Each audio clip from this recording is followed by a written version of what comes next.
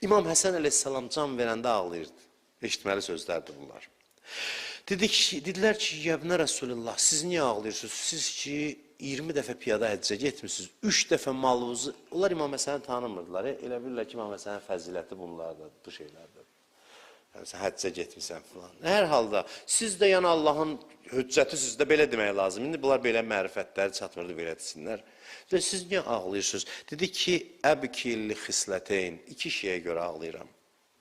Li firaqil əhibba, dostlardan ayrılıram.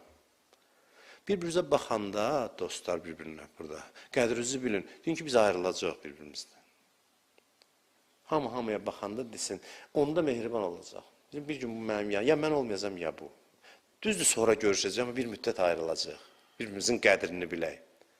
Deyir, dostlardan ayrılıram bir. İkincisi, və havlil muttəli'.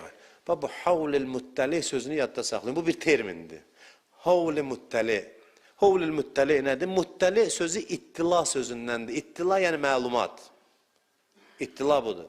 Havlil muttəli' yəni indi mən belə deyək də, pərdələrin çəkildiyi bir aləmə gedəcəm. Həqiqətlər mənə kəşf olacaq. Birdən-birə mən fərqli bir aləmin həqiqətləri ilə rastlaşacam. Onun qorxusu var.